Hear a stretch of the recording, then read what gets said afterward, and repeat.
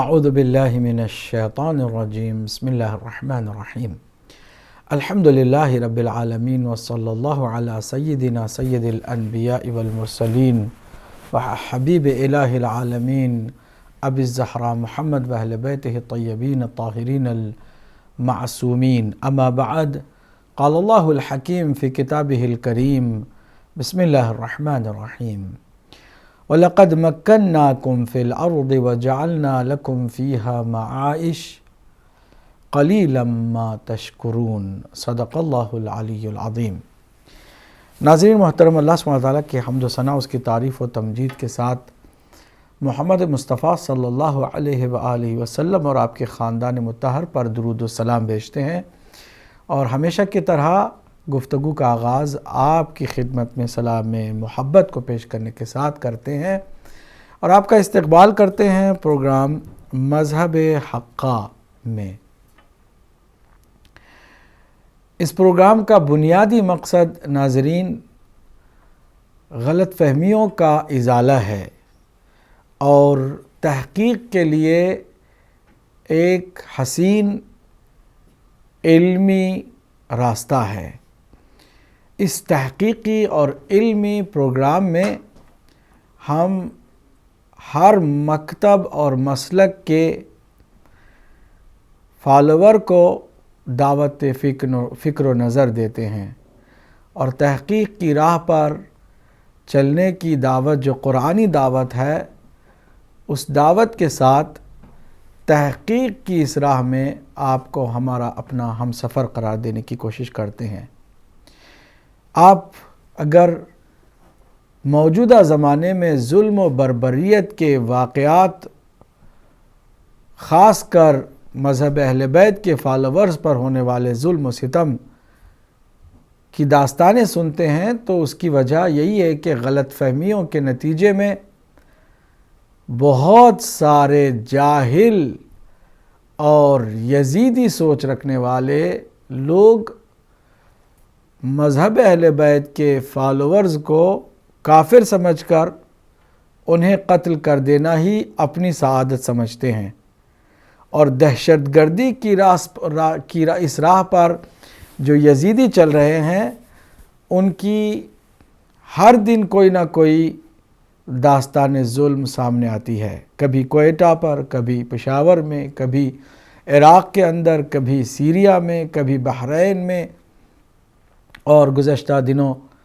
کراچی میں جو حالات خراب کیے گئے اور جو دہشت گردی کی کارروائیاں کی گئیں، مزید ان کارروائیوں کی ہمیں فکر ہے اور اندازہ بھی ہے کہ چونکہ یہ آخری زمانہ ہے، حق ظاہر ہو کے رہے گا، نتیجے میں دجالی قوتیں بھی اہل حق پر ضرور چڑھائی کریں گے، حملہ کریں گے، ان کی جان لینے کی کوشش کریں گے، لیکن جان لینے والے یہ بھول جاتے ہیں کہ وہ ان کی اپنی ناکامی کا وہ ثبوت چھوڑ جاتے ہیں۔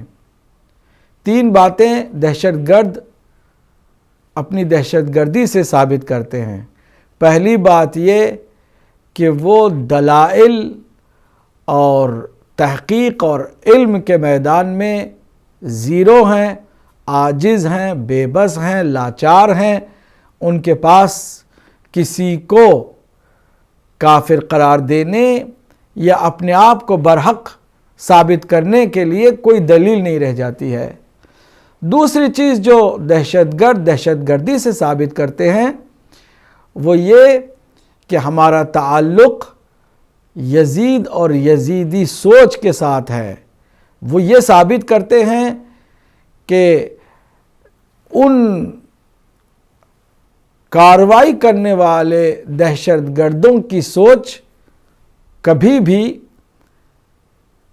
انصاف اور امن اور سلامتی کی طرف مائل نہیں ہوتی ہے۔ تیسری بات جو وہ ثابت کرتے ہیں وہ یہ کہ اب دنیا میں حق پھیلنے سے کسی کو بھی روکنے کی ہمت، جرأت یا صلاحیت نہیں رہ گئی ہے۔ اب دنیا الیکٹرانک میڈیا کی دنیا، ایک بٹن سے آپ کسی بھی مذہب کے بارے میں معلومات حاصل کرنا چاہیں تو حاصل کر سکتے ہیں۔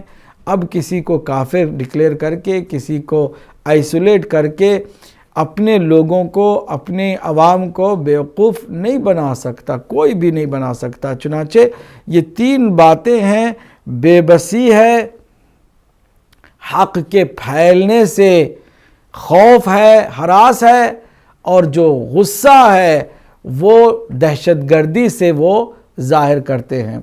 یقیناً بڑی طاقتوں کا ہاتھ ہے، دجالی قوتیں اس کے پیچھے ہوتی ہیں، لیکن جو اعلی کار بنے ہوئے سو کالڈ مسلمان ہیں وہ اسی جذبے کے تحت مذہب اہل بیت کے فالوورز کو قتل کرنے کے درپے ہیں کہ وہ بے بس ہیں، اور یزیدیت سوائے اس کے کہ وہ یزیدی کردار کو زندہ کرے اور کچھ نہیں کر سکتی ہے۔ ان پروگراموں میں ہم کوشش کریں گے کہ افہام و تفہیم کی فضا قائم ہو، تحقیق کی راہ پر لوگ آئیں، بجائے اس کے کہ کسی کے قتل کرنے، کسی کے مارے جانے پر، کسی کے مر جانے پر خوشی منائیں یا غم منائیں۔ ہم آئیں، تھوڑا بہت ایک دوسرے کو پہچانیں، درک کریں، عقائد کو جانیں، دلائل کی روشنی میں جانیں، جو صحیح ہے اس کو اپنائیں۔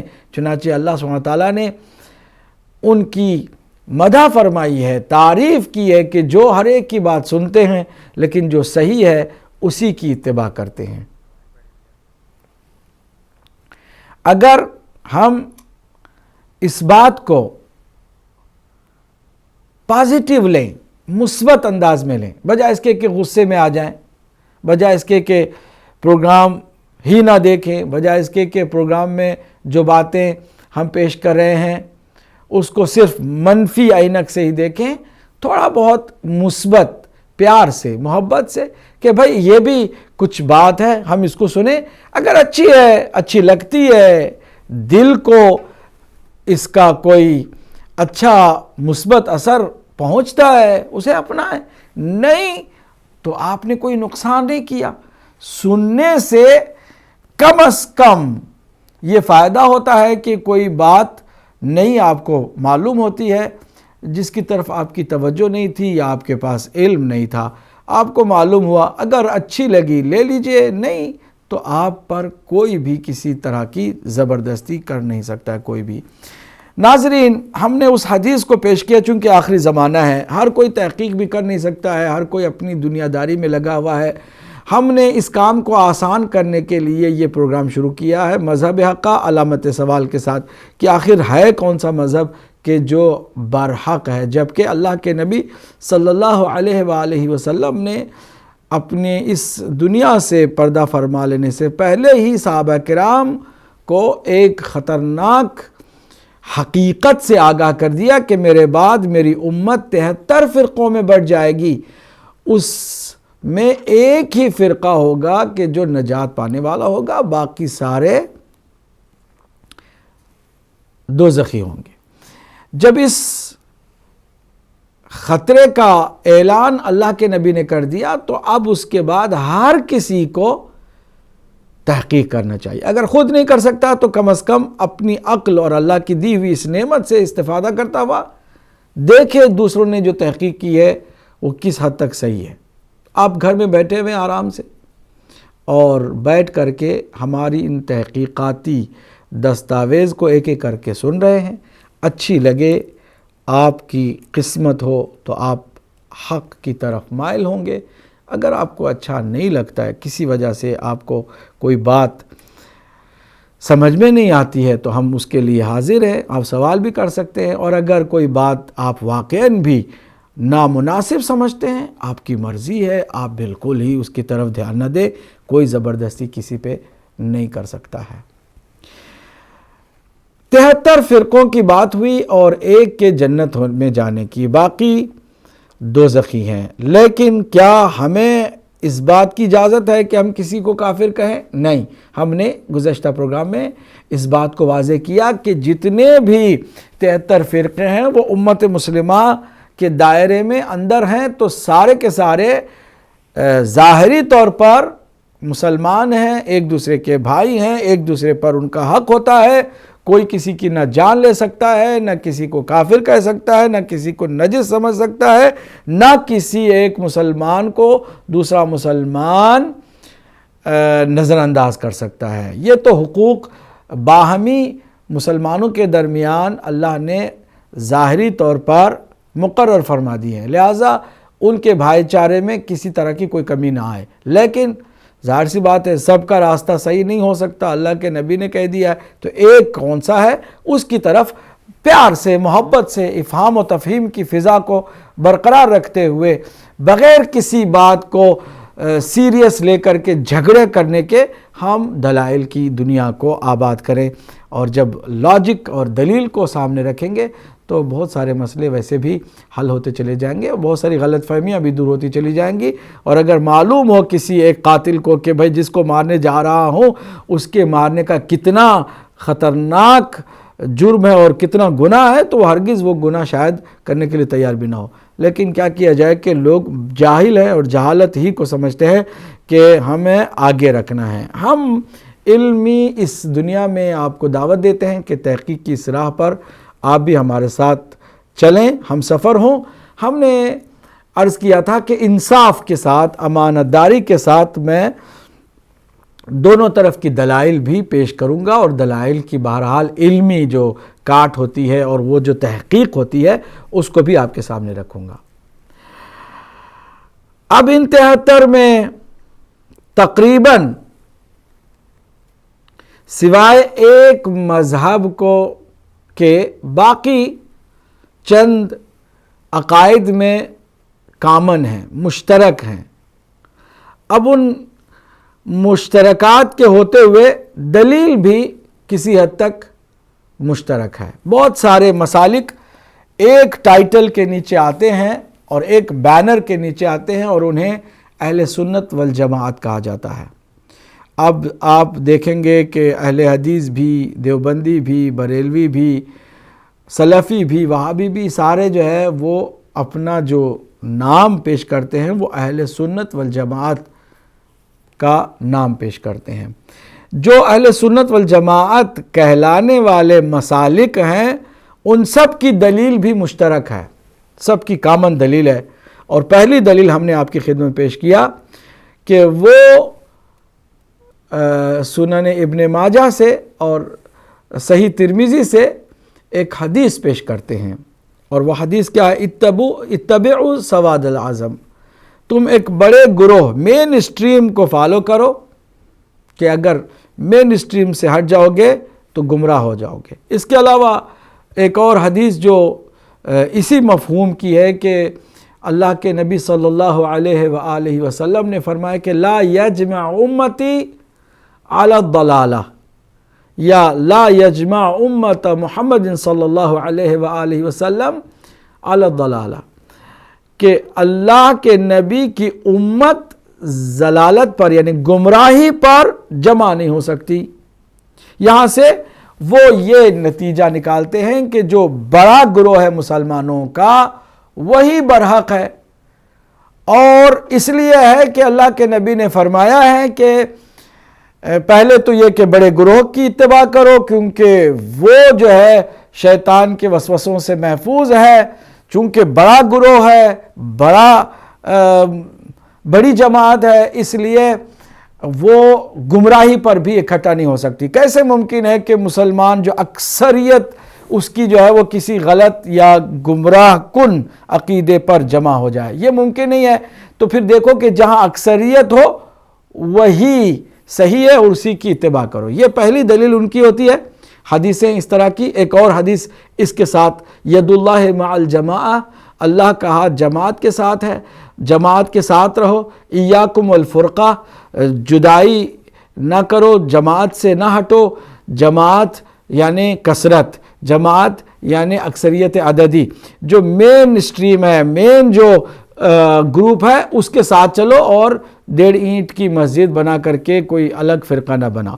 تو اس اعتبار سے ان کا یہ دعویٰ ہے کہ جو مین اسٹریم ہے وہ ایک ہے جو فرقہ ناجیہ ہے، باقی جو ٹولیوں میں بٹے ہوئے مسالک ہیں وہ 12 کے 12 مذاہب وہ جہنم کی طرف لے جانے والے ہیں۔ ہم نے عرض کیا ایمانداری کے ساتھ ان کی دلیلوں کو بھی اور ان کی ان حدیثوں کو بھی جو وہ پیش کرتے ہیں، اور ان کا استدلال ہے، شاہ عبدالحق دہلوی نے بھی یہ دلیل دی ہے، اور اہل سنت کے بہت سارے بڑے بڑے علماء نے بھی اپنے برحق ہونے کے لیے یہی 3 حدیثیں پیش کی ہیں، جو بنیادی طور پر اکثریت پر جو مذہب ہے اس کو کہا گیا کہ برحق ہے۔ ہم نے گزشتہ پروگرام میں یہ گزارش کی تھی کہ پہلی بات تو یہ کہ آئیے ہم دیکھتے ہیں کہ آیا اکثریت کے برحق ہونے پر قرآن مجید میں کوئی آیت موجود ہے کہ ہم چلیں قرآن سے بھی استفادہ کریں؟ ایک بھی آیت اکثریت کے برحق ہونے پر آپ کو نہیں مل سکتی۔ یہ میں ایک طالب علم ہونے کے اعتبار سے اور تحقیق کرنے والے ایک بہت ہی ناچیز اور حقیر مگر تحقیق کی راہ میں مضبوطی کے ساتھ بڑھنے والے طالب علم کی حیثیت سے آپ کی خدمت میں پیش کر رہا ہوں کہ ایک بھی آیت کوئی بھی اکثریت عددی کے برحق ہونے کو ثابت کرنے کے لیے پیش نہیں کر سکتا ہے، ایک بھی آیت نہیں، بلکہ اس کے برخلاف اکثریت کے گمراہ ہونے، جاہل ہونے، فاسق ہونے، ناشکر ہونے اور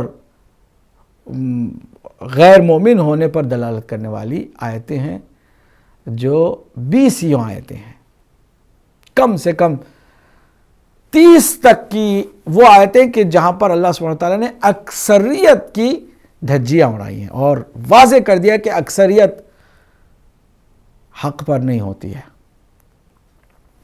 چند آیتیں ہم نے پیش کی تھیں پچھلے ہفتے، آپ نے دیکھی۔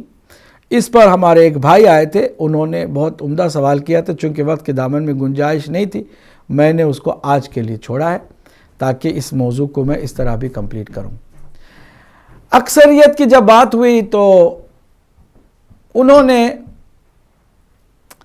بہت عمدہ سوال یہ رکھا کہ آپ نے جو آیتیں پیش کی اس کے شان نزول آپ بیان کر سکتے ہیں، وہ تو مشرکوں کے لیے۔ ہم نے عرض کیا کہ دیکھیں، ہم نے مشرکوں کی اکثریت کے گمراہ ہونے کی بھی آیتیں اس لیے پیش کی ہیں کہ اللہ کے نبی صلی اللہ علیہ وآلہ وسلم نے صرف مسلمانوں کے 73 فرقے ہونے کی بات نہیں کی، فرمایا یہودی 71 فرقے میں بٹ گئے تھے، ایک جنت میں گیا، 70 جہنم میں گئے، اور عیسائی 72 فرقوں میں بٹ گئے تھے، 71 جہنم میں گئے، ایک جنت میں گیا، اور میری امت 73 فرقوں میں بٹ جائے گی۔ یعنی فرقہ جو بہرحال بڑھتے جا رہی تھی عدد اس کی، اس میں ایک عدد جو ہے نا نبی مکرم کی امت کی بڑھ گئی، یعنی فرقے اس کے 73 ہو گئے۔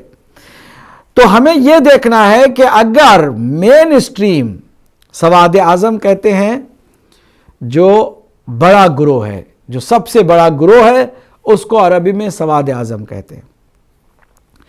اگر سواد اعظم حضرت موسیٰ کی قوم کی نجات پانے والی ہے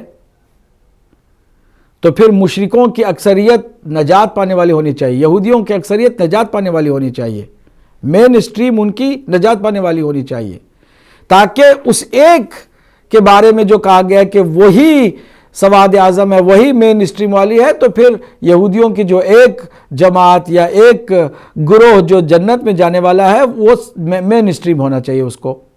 اسی طرح عیسائیوں کا ایک فرقہ جنت میں گیا، باقی سارے جہنم میں گئے، تو اس کا مطلب یہ کہ وہ جو ایک جنت میں گیا وہ مین اسٹریم اس کو ہونا چاہیے۔ قرآن مجید نے یہودیوں کی اکثریت کو بھی مشرک قرار دیا اور گمراہ قرار دیا، اور عیسائیوں کی اکثریت کو بھی گمراہ قرار دیا۔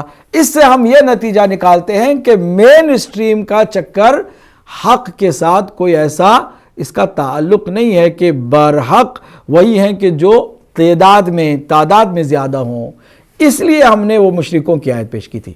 تو انہوں نے سوال یہ کیا تھا کہ کیا آپ کوئی ایسی آیت پیش کر سکتے ہیں کہ جس میں مسلمانوں کی اکثریت کے بارے میں بھی کچھ اللہ نے منفی اشارہ کیا ہو؟ یعنی ہم جو اس بات کے قائل ہیں، اہل سنت کی اس بات کے قائل ہیں کہ اکثریت جو ہے وہ عددی طور پر جو ہے وہی برحق ہے۔ تو اگر آپ کہتے ہیں اکثریت کی قرآن مجید نے مذمت کی ہے، تو کیا مسلمانوں کی اکثریت کی بھی قرآن مجید نے مذمت کی ہے؟ یہ ان کا سوال تھا۔ جواب کے طور پر میں پہلے ان آیتوں کو پیش کرنے کی سعادت حاصل کر رہا ہوں کہ جس میں خود پیغمبر اکرم صلی اللہ علیہ وآلہ وسلم کی امت کے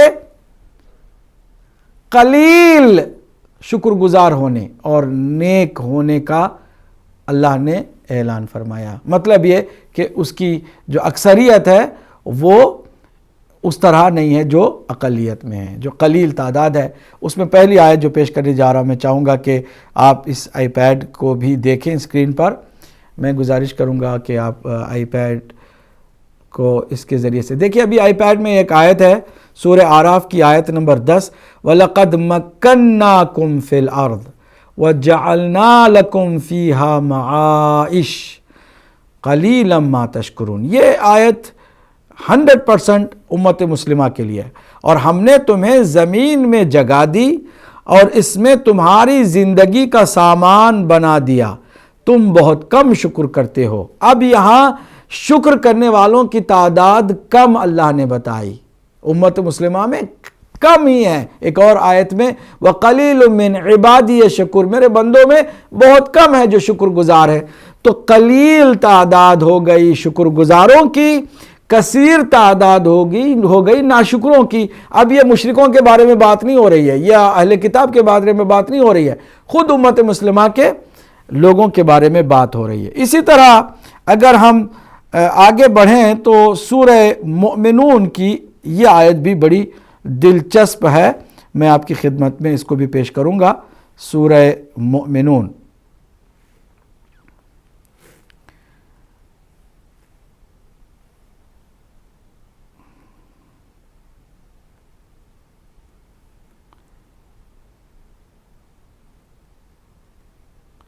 اس آیت کریمہ پر توجہ کیجئے۔ سورہ مومنین کی آیت نمبر 78 ہے، وَهُوَ الَّذِي أَنشَأَ لَكُمُ السَّمْعَ وَالْأَبْصَارَ وَالْأَفْئِدَةَ قَلِيلًا مَا تَشْكُرُونَ، اور اسی نے تمہارے کان اور آنکھیں اور دل بنائے ہیں، تم بہت ہی کم شکر کرتے ہو۔ اب یہ صاف صاف ہم جیسے مسلمانوں کے لیے آیت ہے جس میں شکر گزاری کم لوگوں کی، کم لوگ ہی شکر گزار ہیں، اس کی اللہ سبحانہ تعالیٰ نے وضاحت فرما دی ہے۔ میں آگے ایک اور آیت پیش کرنے جا رہا ہوں، اسی طرح کی وہ آیت ہے۔ میں اس کے بعد انشاءاللہ اکثریت کی جو بات میں نے کی ہے کہ اس کی اللہ نے مذمت کی ہے، وہ جہاں اہل کتاب کی ہے، جہاں مشرکوں کی اکثریت کی مذمت ہے، وہاں خود امت مسلمہ کی اکثریت کی بھی اللہ سبحانہ تعالیٰ نے واضح طور پر مذمت کی ہے۔ ان آیتوں کی طرف بھی میں آؤں گا، لیکن یہ آیت بھی آپ ذرا دیکھ لیں۔ سورہ ملک کی آیت ہے، سورہ ملک کی آیت میں نکالنے جا رہا ہوں۔ سورہ ملک جناب بالکل اسی طرح آپ اس کو بھی دیکھ لیں۔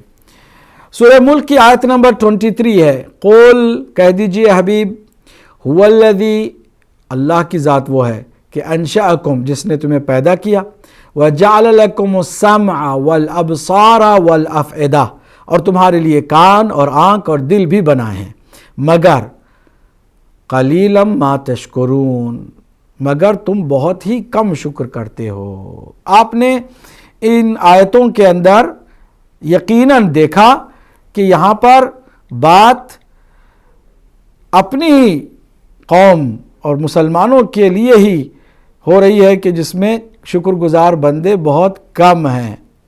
اگر ہم آ جائیں اور یہ جاننے کی کوشش کریں کہ کیا مسلمانوں کی اکثریت کے بارے میں بھی قرآن مجید نے کچھ کہا ہے؟ جی ہاں، اگر آپ آ جائیں سورہ یونس کی آیت نمبر 55 کی جانب۔ سورہ یونس میں آپ کی خدمت میں سورہ یونس کو بھی پیش کرنے لگا ہوں۔ آیت نمبر 55، اس پر توجہ کیجیے۔ الا ان للہ ما فی السماوات والارض الا ان وعد اللہ حق ولکن اکثرہم لا یعلمون، خبردار بے شک اللہ ہی کا ہے جو کچھ آسمان اور زمین میں ہے، خبردار بے شک اللہ کا وعدہ سچا ہے لیکن اکثر لوگ نہیں جانتے۔ سوال یہ ہے کہ کیا اکثر لوگوں میں مسلمان نہیں ہیں؟ امت مسلمہ اکثر لوگوں میں شامل نہیں ہے، اکثر لوگ نہیں جانتے۔ اس کے لیے اللہ سبحانہ وتعالیٰ نے اکثریت کے بارے میں یہ اعلان کر دیا۔ اس کے بعد ہم سورہ یوسف کی اس آیہ کریمہ کی طرف بھی آپ کی توجہ دلانا چاہیں گے۔ سورہ یوسف کی یہ آیت بھی بڑی واضح اور کلیئر ہے۔ خود اللہ کے نبی سے بات ہو رہی ہے، خود اللہ سبحانہ وتعالیٰ کے آخری حبیب حضرت محمد مصطفیٰ صلی اللہ علیہ وآلہ وسلم سے خطاب ہے۔ اللہ سبحانہ وتعالیٰ فرما رہا ہے کہ آپ زیادہ پریشان نہ ہوں، تم کچھ بھی کر لو، اکثر لوگ مومن نہیں ہونے والے۔ اب کس کے لیے ہے یہ؟ خود پیغمبر کی امت کے لیے۔ وَمَا أَكْثَرُ النَّاسِ وَلَوْ حَرَصْتَ بِمُؤْمِنِينَ، چاہے کوشش آپ کتنی بھی کر لیں اور اکثر لوگ ایمان لانے والے نہیں، خواہ تو کتنا ہی چاہے، آپ کی طرف سے کتنی بھی کوشش ہو جائے اے حبیب، آپ کی امت کے اکثر لوگ بہرحال مومن نہیں ہو سکتے ہیں۔ یہ ڈائریکٹ خود یہ مشرکوں کے لیے یا اہل کتاب کے لیے یا گزشتہ زمانے کے لوگوں کے لیے نہیں ہے، بلکہ خود پیغمبر اکرم صلی اللہ علیہ وآلہ وسلم کی امت کے لیے ہے۔ پھر آگے ہم سورہ رعد کی طرف آتے ہیں۔ سورہ رعد کی آیت نمبر پہلی آیت ہی ہے، اب ذرا اس پر توجہ کیجیے۔ پہلی آیت ہی کو دیکھیے، سورہ رعد فرسٹ آیت نمبر 1، الف لام میم تلک آیات الکتاب والذی انزل الیک من ربک الحق ولکن اکثر الناس لا یؤمنون، یہ کتاب کی آیتیں ہیں اور جو کچھ تجھ پر تیرے رب سے اترا سو حق ہے، اور لیکن اکثر آدمی ایمان نہیں لاتے۔ اب جو نبی مکرم صلی اللہ علیہ وآلہ وسلم ہی کے بارے میں کہ قرآن آ گیا، نشانیاں آ گئیں، حق اللہ کی جانب سے آ گیا، مگر اکثر لوگ ایمان نہیں لاتے۔ مزید تسلی کے لیے ہم ایک اور آیت پیش کرنے جا رہے ہیں جو کہ میں سمجھتا ہوں کہ اتنی واضح ہے کہ اس آیہ کریمہ کے ہوتے ہوئے پھر کسی کو کوئی سوال نہیں اٹھنا چاہیے۔ بہت ساری آیتیں، میں ساری آیتوں کو فی الحال چھوڑ کے سیدھے آ رہا ہوں سورہ زخرف کی طرف۔ سورہ زخرف میں آپ کی خدمت میں وہ آیت نکال کر کے پیش کر دوں تاکہ آپ کی تسلی کا یہ سبب بنے۔ سورہ زخرف، اب ذرا دیکھیے، ڈائریکٹ خود امت مسلمہ سے خطاب ہے۔ چلیے اور کیا چاہیے آپ کو، اور کتنی دلیلیں چاہیے؟ لَقَدْ جِئْنَاكُمْ بِالْحَقِّ وَلَكِنَّ أَكْثَرَكُمْ لِلْحَقِّ كَارِهُونَ۔ توجہ سے پھر ایک بار آیت کو سنیے۔ لَقَدْ جِئْنَاكُمْ بِالْحَقِّ وَلَكِنَّ أَكْثَرَكُمْ لِلْحَقِّ كَارِهُونَ، ہم تو تمہارے پاس سچا دین لا چکے اور لیکن تم میں سے اکثر دین حق سے نفرت کرتے ہیں، مطلب حق کی طرف مائل نہیں ہوتے، چڑھتے رہتے ہیں اور عمل نہیں کرتے۔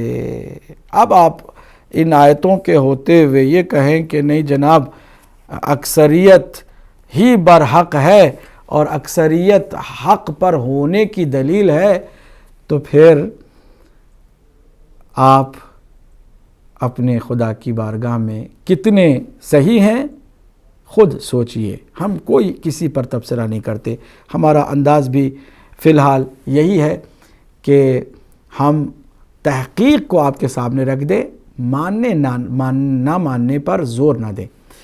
یہ تو قرآنی آیتیں ہیں۔ کیا اللہ کے نبی صلی اللہ علیہ وآلہ وسلم نے بھی کبھی اکثریت کے بارے میں کچھ کہا ہے؟ جی ہاں، اکثریت کے بارے میں اللہ سبحانہ تعالیٰ کے حبیب صلی اللہ علیہ وآلہ وسلم نے جو فرمایا وہ میں آپ کی خدمت میں پیش کرنے کی سعادت حاصل کر رہا ہوں۔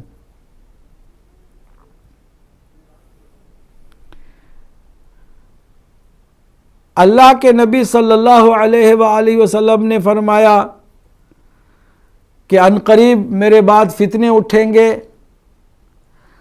اور جو تمہارے بدترین ہیں وہ تمہارے حاکم ہو جائیں گے۔ اب آپ بتائیے کہ بدترین جو ہیں وہ آ جائیں گے حکومت کرنے پر اور میجارٹی ان کو فالو کرے گی اور کرتی آ رہی ہے۔ تو کیا میجارٹی برحق ہوتی ہے؟ اگر ہوتی تو پھر یہ اکثریت جو ہے وہ بدترین کے پیچھے کیسے چل پڑی؟ پیغمبر اکرم صلی اللہ علیہ وآلہ وسلم نے فطروں کے بارے میں بتایا، اور بھی بہت ساری حدیثیں ہیں، میں زیادہ آپ کو ان حدیثوں میں الجھانا نہیں چاہتا۔ تو ایک طرف سے قرآن نے واضح کر دیا، دوسری طرف سے عقل بھی یہ ماننے کے لیے تیار نہیں ہوتی ہے کہ اکثریت جو ہے وہ ہمیشہ برحق ہو، تیسری طرف یہ کہ حدیثیں بھی پیغمبر اکرم صلی اللہ علیہ وآلہ وسلم کی سامنے آج گئی ہیں کہ جس میں فتنوں کی بات ہوئی ہے اور اکثر جو ہے لوگ بدترین لوگوں کے پیچھے چلنے کی جو ہے نا اللہ کے نبی نے پیشن گوئی فرما دی ہے۔ چوتھی بات یہ ہے کہ پریکٹیکلی میں نے جو گزشتہ ہفتے بھی اشارتاً عرض کیا تھا، کیا پریکٹیکلی ہم نے یہ دیکھا ہے کہ اکثریت ہمیشہ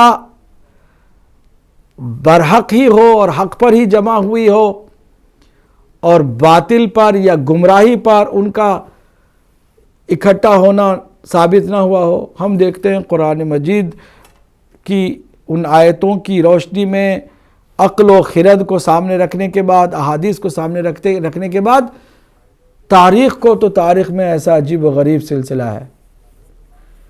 اور یہ حدیث کتنی سند کے اعتبار سے قابل قبول ہے، ہم اسی کے بعد فوراً بات کریں گے۔ لیکن جو غور کرنے والی بات یہ ہے، غور کرنے والی بات یہ ہے کہ اکثریت معاویہ ابن ابو سفیان پر جمع ہو گئی۔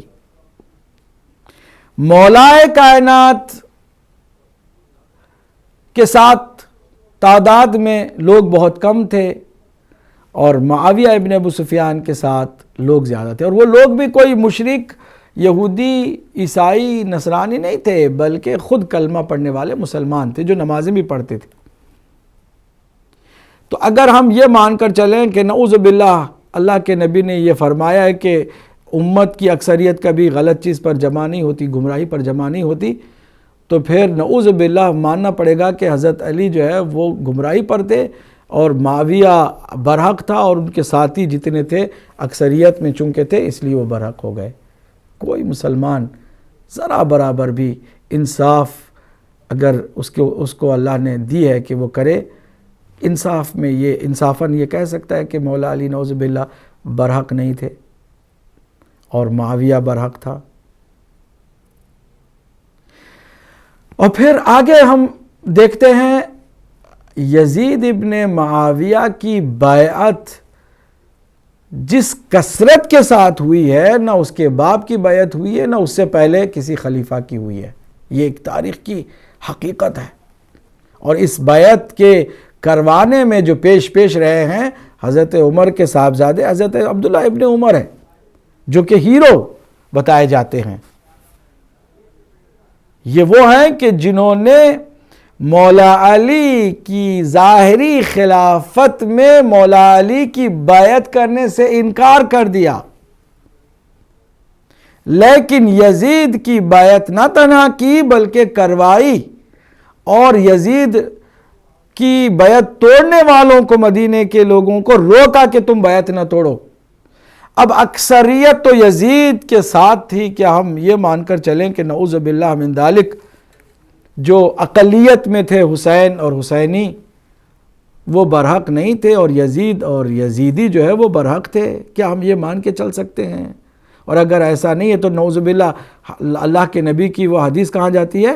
ثابت ہو جاتا ہے کہ وہ حدیث بناوٹی ہے، کسی خاص وقتی ضرورت کے مطابق حدیث بنائی گئی ہے، جس کی حقیقت سے کوئی بھی مماثلت نہیں پائی جاتی۔ نبی مکرم نعوذ باللہ وہ صادق امین ہیں، وہ اتنے سچے ہیں کہ ان کی صداقت پر قربان ہم ہو جائیں۔ قرآن ان کی صداقت کی گواہی دے اور دنیا ان کی سچائی کی گواہی دے تو پھر مومن ہوگی، ورنہ نہیں ہوگی۔ یا تو پھر نعوذ باللہ نبی مکرم کی بات غلط ہو گئی، اگر ان کی بات ہے، نہیں ہے، ہمیں یقین نہیں ہے، کیونکہ نبی مکرم ایسی بات کر ہی نہیں سکتے کہ جو حقیقت سے بالکل دور ہو۔ کیسے ممکن ہے کہ امت گمراہی پر جمع نہیں ہو سکتی؟ یہ کون بات کو سمجھ سکتا ہے؟ کسی وقت اس کی ضرورت پڑ گئی ہوگی اور یہ حدیث بنائی گئی۔ اب وہ حدیث جو بنائی گئی، اس کے جو مین صحابہ میں سے جو راوی ہیں وہ دو ہیں، ایک ہیں عبداللہ ابن عمر، دوسرے ہیں انس بن مالک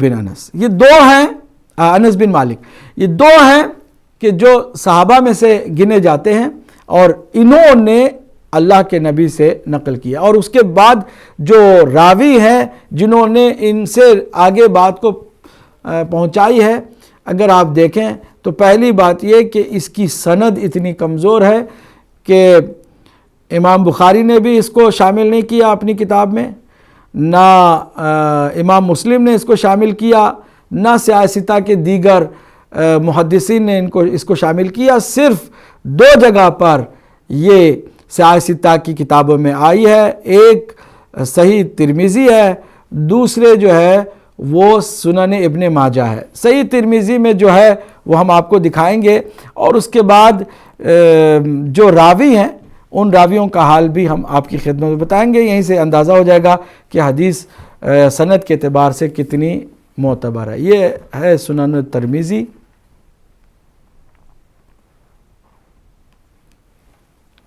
آپ دیکھ رہے ہیں سنن ترمذی ہے، امام ابو عیسیٰ محمد بن یحییٰ کی جو ترمذی سے مشہور معروف ہیں، ان کی تالیف کردہ حدیث کی کتاب جو سیاستہ میں بھی گنی جاتی ہے۔ اس حدیث کے اندر، اس کتاب میں کتاب الفتن میں یہ حدیث آئی ہے، اس پر توجہ کریں۔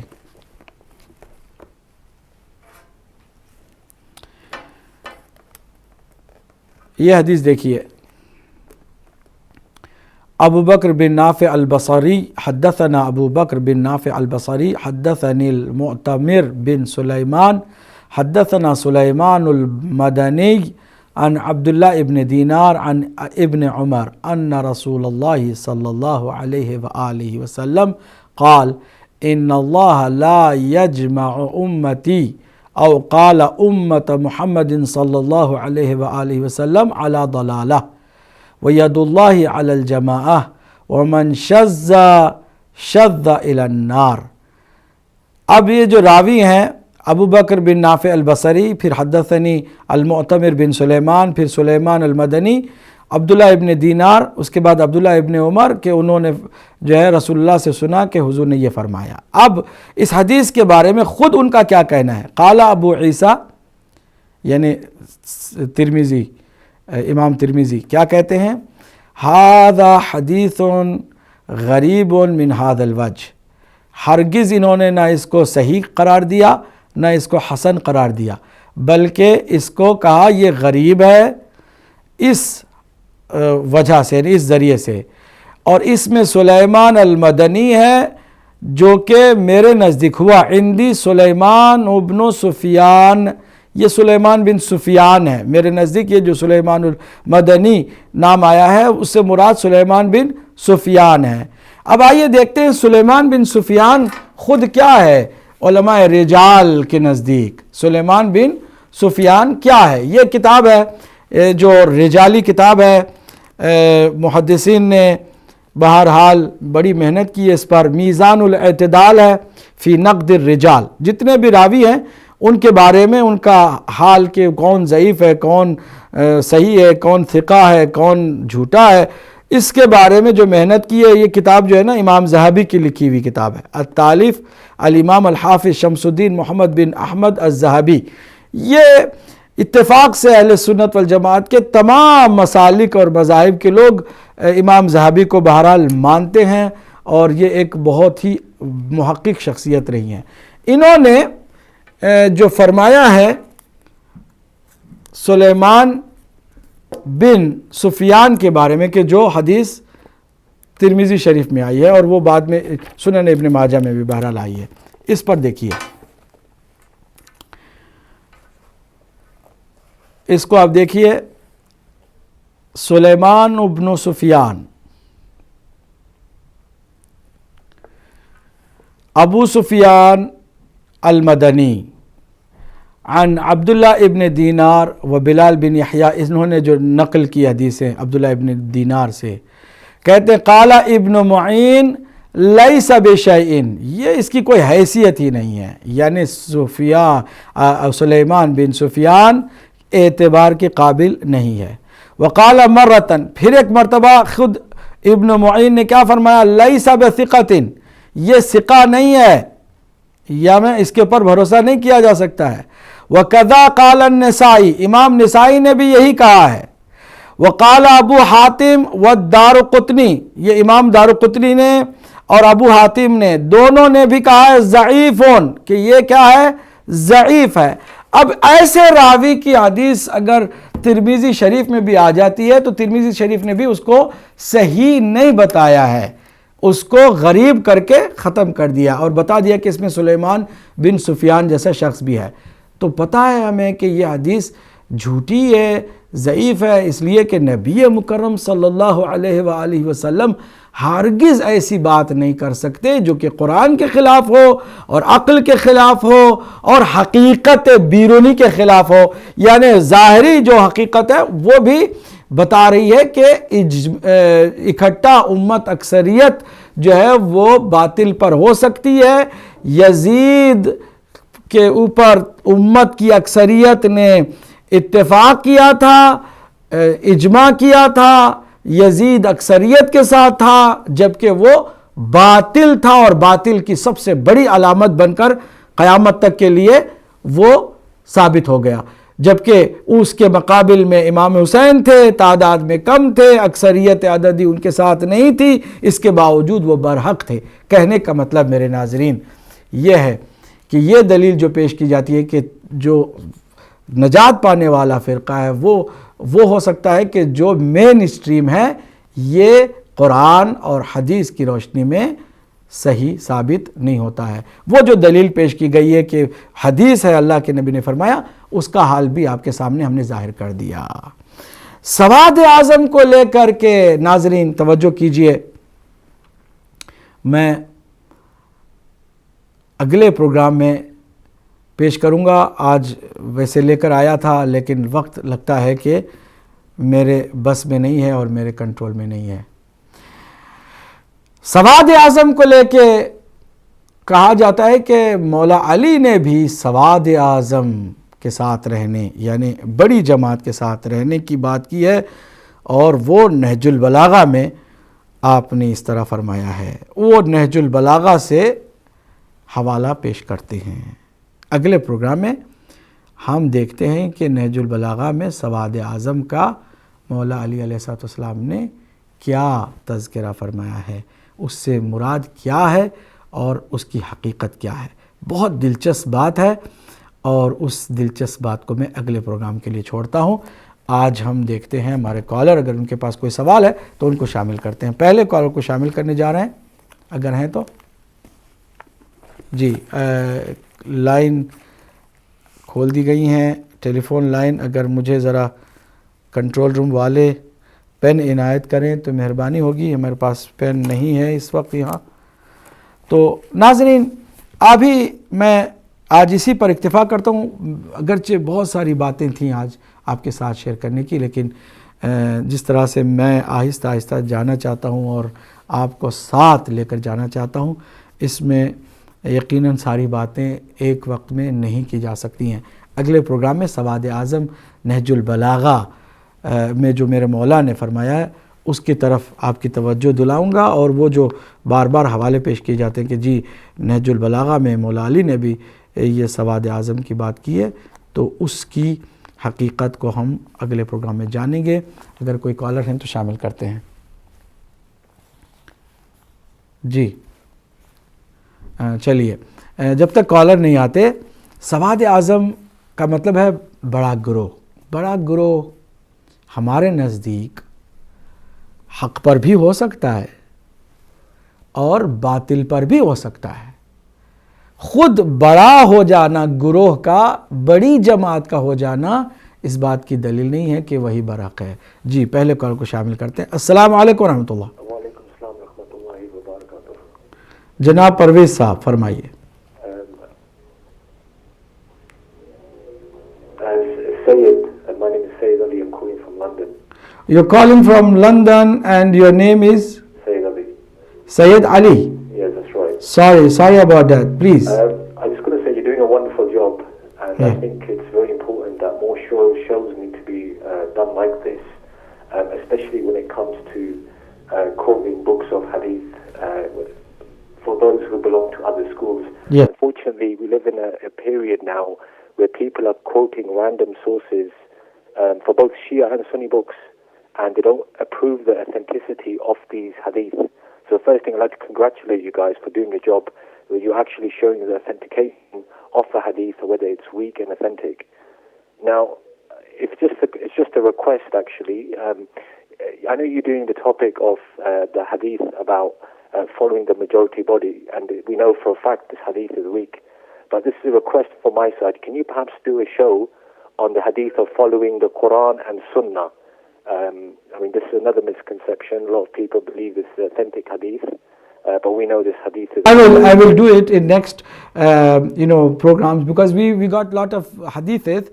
Based upon those hadiths, they claim that they are the right school of thought. So we will inshallah gradually and one by one discussing, inshallah we will discuss about the hadith of following the Quran and Sunnah, inshallah. Next caller please. Ji assalamu alaikum warahmatullah. Assalamu alaikum warahmatullah. وعلیکم السلام آپ جی صاحب. جناب میں کاردار بول رہا ہوں. کاردار صاحب لندن سے، فرمائیے. صرف اتنا وہ کرنا ہے کہ جنگ احد میں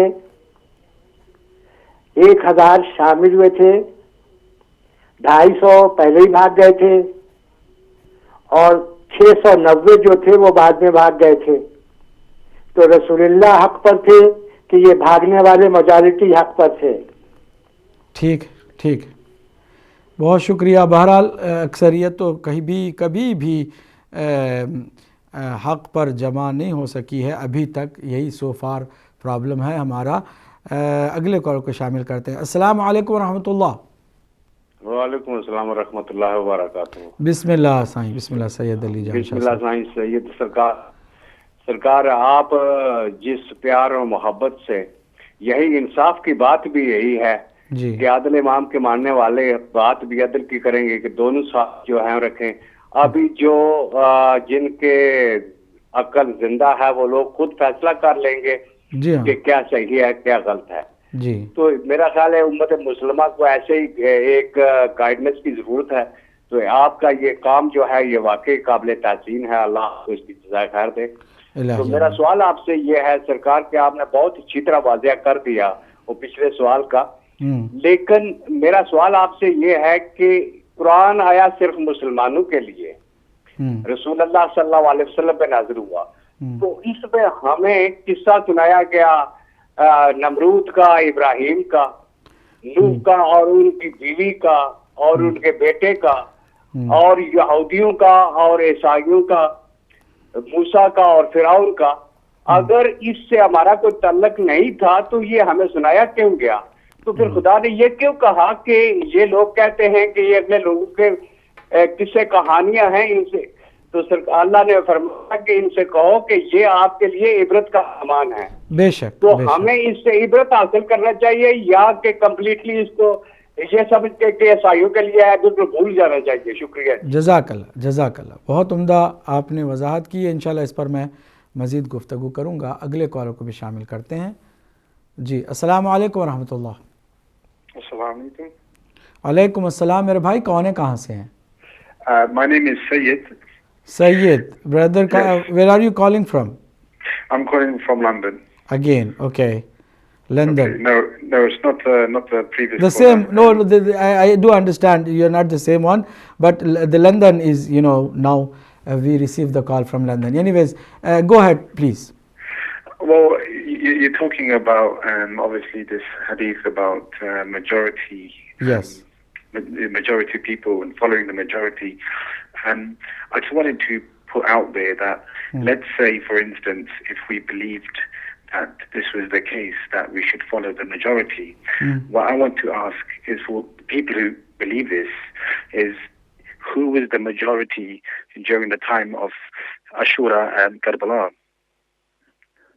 Because from what I understand, the majority of people were not with Imam Hussein. They were, against. So following the majority school, would it be opposing Imam Hussein? You're right. You're right. Thank you so much for your comments. Although I already explained about that one, about that Karbala's tragedy. آخری collar کو میں شامل کرتا ہوں چونکہ وقت ہمارے پاس نہیں ہے۔ السلام علیکم ورحمۃ اللہ۔ ہلو جی السلام علیکم ورحمۃ اللہ۔ وعلیکم السلام جناب، میں عابدی صاحب سے بات کر سکتا ہوں؟ جی فرمائیے، کون میرے بھائی ہیں، کہاں سے ہیں؟ جناب میں سعودی عرب سے بات کر رہا ہوں، سید نیاز حسین۔ سید نیاز حسین سعودی عرب سے، فرمائیے جناب۔ جی میں حضرت سے بات کر سکتا ہوں؟ میں اس وقت دیکھ رہا ہوں۔ آپ آن ایئر ہیں، پوری دنیا سن رہی ہے، اور وہ جس سے بات کرنا چاہتے ہیں وہ بھی سن رہے ہیں، وہی آپ سے خطاب کر رہے ہیں۔ آپ عابدی صاحب بات کر رہے ہیں؟ جی ہاں فرمائیے۔ جی سر، کیسے ہیں آپ؟ ٹھیک ٹھاک؟ الحمدللہ، اللہ کا شکر ہے۔ فرمائیے، آپ کا کوئی سوال ہے، کوئی بات؟ اللہ تعالیٰ صحت دے، آپ ماشاءاللہ بہت اچھا پروگرام کر رہے ہیں، اللہ، اور مجھے آپ کا انداز بیان بہت اچھا لگا۔ میں بیسیکلی اہل سنت جماعت سے تعلق رکھتا ہوں، لیکن میں بلیو کرتا ہوں کہ شیعہ ہمارے بھائی ہیں اور بہت اچھے ان کے رویے ہیں ہمارے ساتھ، کیونکہ جتنا میں یہاں پہ رہتا ہوں میرے ساتھ کچھ ہمارے شیعہ دوست ہیں، اور مجھے ان کا رویہ، ان کا رہنے کا انداز اور ان کا جو عمل ہے بہت پسند ہے، اور اسی وجہ سے میرے دوست بھی ہیں وہ، اور میں ان کے ساتھ کافی عرصے سے ہوں، 15-20 سال سے۔ مجھے کوئی ایسی بات ان میں نظر نہیں آئی جو جس طرح سے ہم بچپن سے سنتے ہوئے آ رہے تھے۔ بس مجھے ابھی حضرت سے میں بیان سن رہا تھا ٹی وی کے اوپر آپ کا، تو اس میں بس ایک سوال میرے ذہن میں یہ پیدا ہوا، جو 73 فرقوں کی آپ بات کر رہے تھے، وہ اس کے اندر صرف یہ تھا کہ جیسے آپ نے عرض کیا کہ بریلوی ہیں، دیوبندی ہیں، وہابی ہیں، ان میں بہت سارے فرقے ہیں، لیکن وہ سب ایک پلیٹ فارم کے اوپر ہیں۔ اس میں میرا تھوڑا سا اختلاف ہے، سب کے سب فرقے جو ہیں کوئی بھی ایک پلیٹ فارم پہ نہیں ہے۔ ٹھیک ہے۔ جس طرح سے سنیوں کا اختلاف شیعوں کے ساتھ ہے، اسی طرح سے اختلاف وہابیوں کا بریلویوں کے ساتھ ہے، بریلویوں کا دیوبندیوں کے ساتھ ہے، کوئی بھی ایک دوسرے کے پیچھے نماز پڑھنے کو تیار نہیں ہے۔ تو اگر یہ چیز مجھے آپ تھوڑی سی کلیئر کر دیں۔ ٹھیک، انشاءاللہ۔ آپ کے نہیں، آپ نے اشارہ کیا، میں سمجھ گیا ہوں، انشاءاللہ اس پر میں ضرور دو چار جملے بولوں گا۔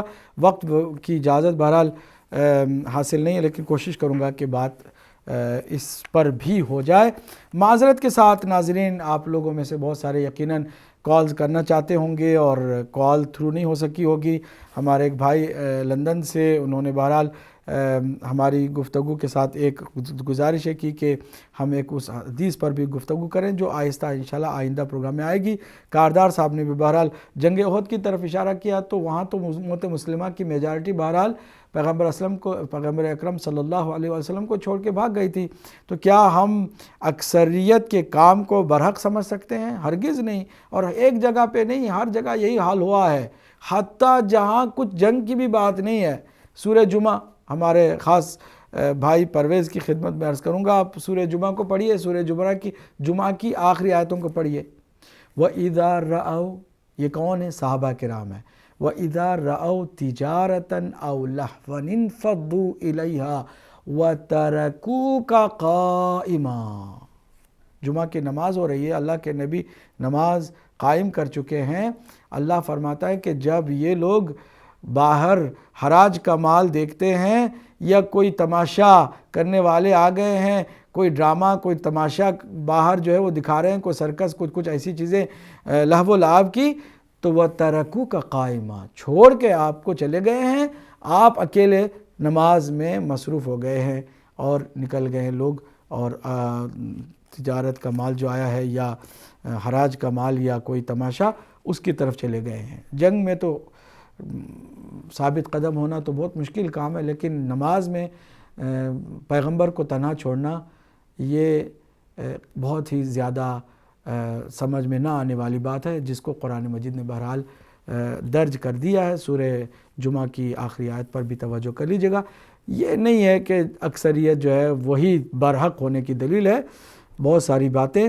سید علی جان شاہ صاحب نے بھی خوبصورت بات کہی کہ قرآن مجید میں دیگر گزشتہ قوموں کا جو ذکر اللہ نے کیا وہ کس لیے کیا؟ اگر امت مسلمہ کو ان کے کسی بھی واقعے سے کوئی لینا دینا نہیں ہے، اتفاقاً میں یہ بات تمام مفسرین میں اتفاق جس پر ہوا ہے وہ آپ کے سامنے کرنا چاہتا ہوں۔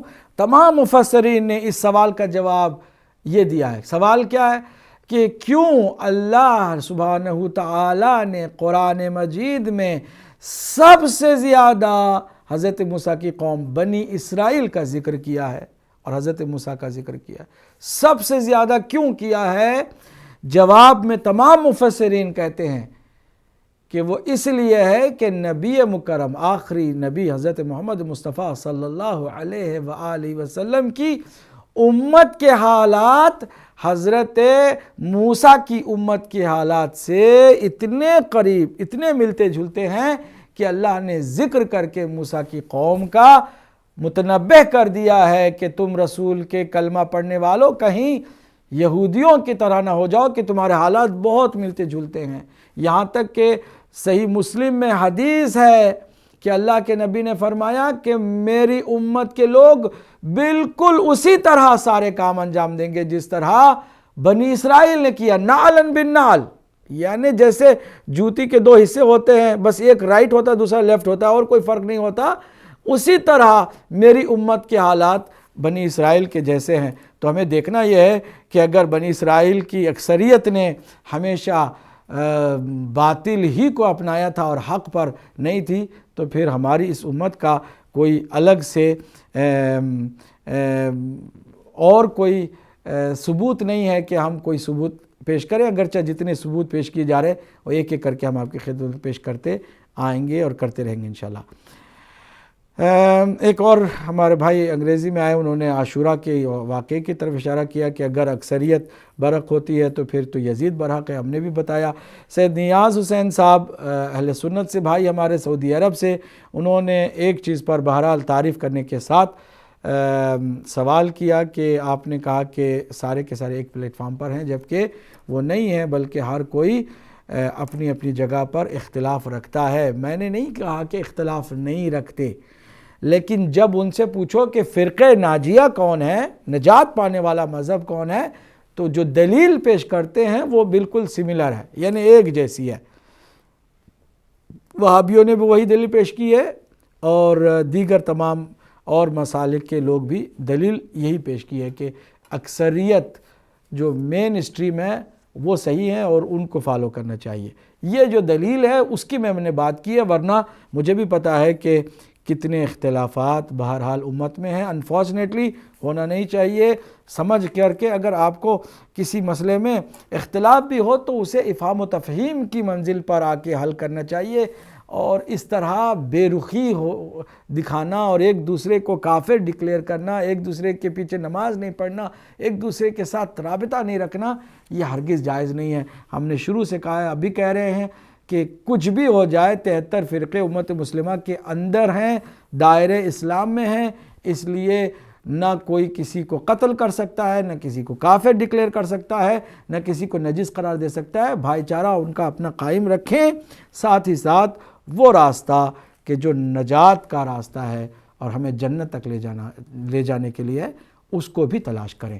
ہمیں اجازت دیجیے گا، اپنا خیال رکھیے گا اگلے پروگرام تک کے لیے، اور ہم دعا کرتے ہیں کہ اللہ سبحانہ وتعالیٰ جتنے بھی شہید ہو رہے ہیں اپنی اس عقیدے کی بنیاد پر، ان کو اللہ سبحانہ وتعالیٰ اپنی بہترین رحمت سے، مغفرت سے مالا مال فرمائے، اور ان کے پسماندگان کو صبر جمیل عطا فرمائے.